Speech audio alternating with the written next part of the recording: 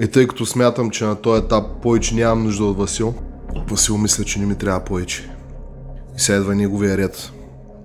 Да ви запозная с моите разследвания, че материали събирам срещу всички, дори и с хората, с които работя официално. Материали, които мога да използвам един ден, дни, месеци, години напред, както и се случи с много хора. За Васил имам материали, които сега ще ви покажа. Частично бях качил някои от нещата, сега ще кача още. Васил унищожава психиката на ескорта Меги Дерм от Германия и преминава към следващата си жертва. Такива има безброй. Една от жертвите на Васил всъщност съм аз. За мен той също прави поредица от видеа, където твърди, че аз съм абсолютен нещастник, филмар, ненормален и се вживявам в ролята на Дарт Вейдър. Господин Васко Далаверата ми спонсорира хорен до Казанлак. Що хейтвате или мразите, няма значение, Васко Далаверата? Тираджията в Америка го оглавя Чалга Парти Интернешнъл. Васил не само е много точен бизнесмен, винаги намира начин да направи пари, нали, оттам идва прякора му Далаверата. Ами не само това, се оказа, че е много сериозен пич на място.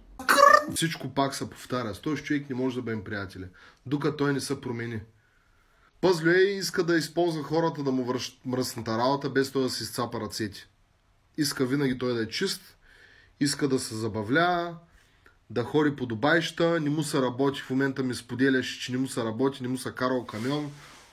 Боляли го хемороидите, боляло не знам си какво, имал висок кръвно. Праща с всички, включително с майка ти.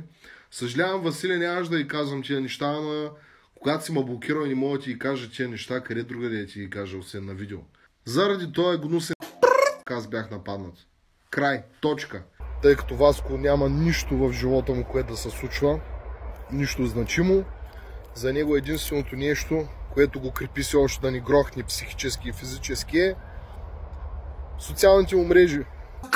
Тогава ще го изчакам 2-3 дни да си размисля над поведението и му обявявам официална война.